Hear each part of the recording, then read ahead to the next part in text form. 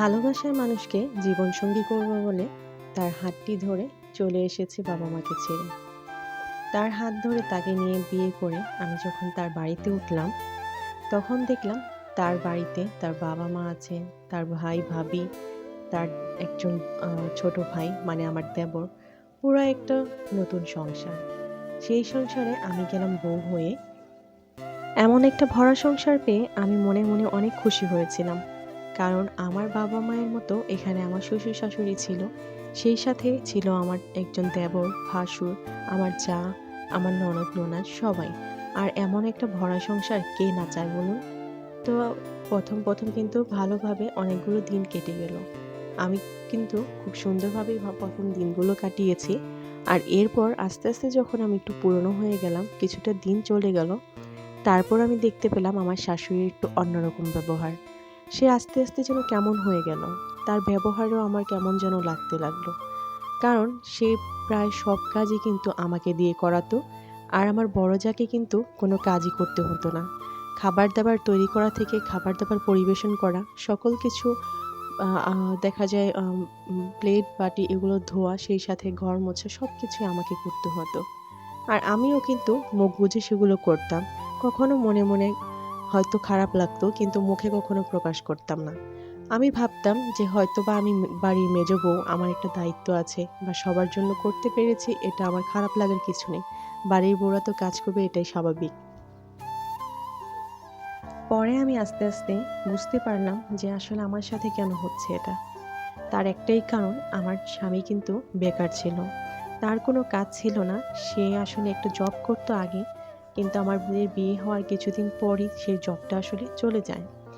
তো তখন সে একদমই বেকার, তার হাতে কোনো কাজ নেই। আর একজন বেকার হাজবেন্ডের বউকে আর কতটুকু সম্মান দেওয়া যায়? তা আমিও বুঝতে পারতাম একটু একটু যে আমার সাথে এরকম ব্যাপারে আসলে যে ব্যবহারটা করা হতো সেটা আসলে এই কারণেই।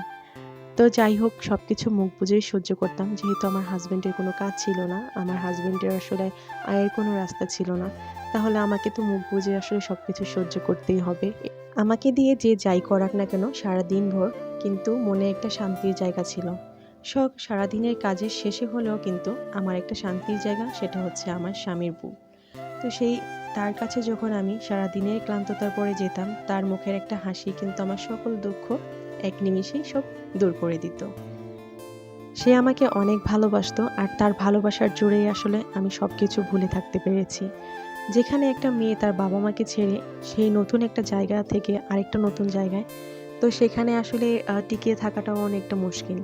আর সেই সাথে যখন তার সাথে এইসব হচ্ছিল, যে এক বউকে একরকম দেখে আরেক বউকে আরেক রকম দেখে, তখন সে এটা আসলে আরও কিভাবে নেবে সেটা আসলে যার সাথে হয় সেই একমাত্র বোঝে। তো এইভাবে কিন্তু আমার অনেকগুলো দিন কেটে গেল, আর আমি কিন্তু একটা বাবু কনসিভ করেছি।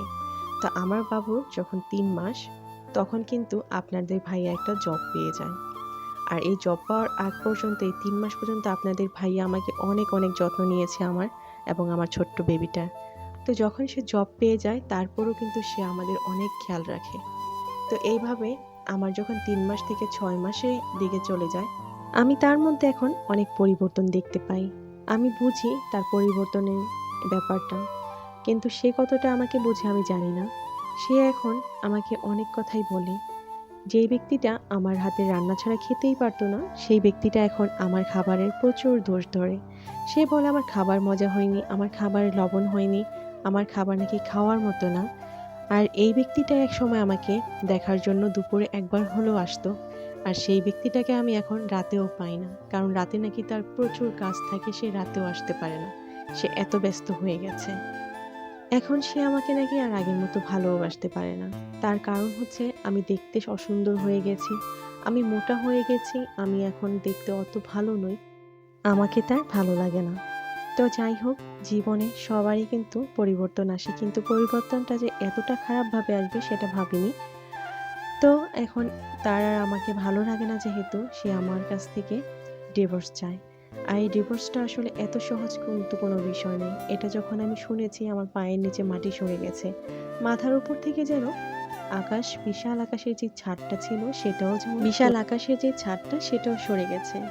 তো যেই মানুষটা আপনাকে ভালোবাসবে না আর যাই হোক তার সাথে কিন্তু আপনি সংসার করতে পারবেন না। যেখানে ভালোবাসা নেই সেখানে কোনো কিছুই নেই। সেখানে আসলে চলার মতো বাঁচার মতো কিছুই নেই।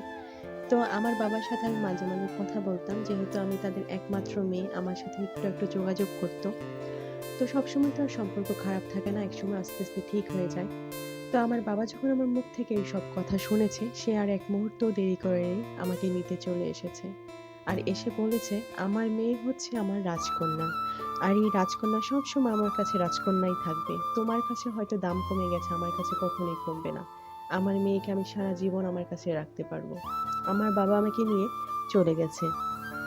আর বাবার সাথে যাওয়ার পর কিন্তু আমার কন্যা বেবি সন্তানটা হয়েছে। আমার কিন্তু একটি মেয়ে বাবু হয়েছে, যার বয়স ২ বছর। তো এই মেয়ে বাবুটাকে নিয়েই আমার জীবন। কিন্তু আমার বাবা চাইছে আমাকে বিয়ে দিতে। কারণ সে চায় না তার মেয়ে একা, একা জীবন কাটুক। তো আমার বাবার কথা আমি রেখেছি। কারণ আমি তার কথা ফেলতে পারিনি। যেই মানুষটা আমার জন্য এত কিছু করেছে। তো এখন আমার বাবা যার সাথে আমাকে বিয়ে দিয়েছে সে হচ্ছে একজন ডাক্তার। আর সে আমার অনেক খেয়াল রাখে, অনেক ভালোবাসে। আমি যাকে বিয়ে করেছিলাম বিশ্বাস করে সে আমাকে ধোঁকা দিয়েছে। এই মানুষটা নাকি এখন আর জব নেই, তার কোনো কাজ নেই, সে একজন বেকার। আর এক সময় যখন সে আমাকে বলেছিল যে আমার রান্না ভালো না, আমার খাওয়া-দাওয়ার সমস্যা, সেই মানুষটা নাকি একবেলা খেতেই তার হাতে এখন টাকা থাকে না। জীবনটা এমনই, কার সাথে কখন কি হবে কেউ বলতে পারে না। তাই আজকের যে গল্পটা আপনাদের সাথে শেয়ার করলাম এটা কিন্তু আমার জীবনের গল্প নয়। এটা হচ্ছে অন্য একটা বোনের জীবনের গল্প, যেটা আসলে আপনাদের সাথে আমার মুখ দিয়ে শেয়ার করেছি।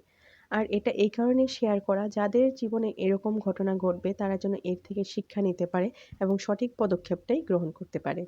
তো সবাই অনেক ভালো থাকবেন। আজকের গল্পটা ভালো লাগলে ভিডিওতে একটা লাইক দিয়ে দিবেন আর ভিডিওটাকে শেয়ার করে দিবেন। আল্লাহ হাফেজ।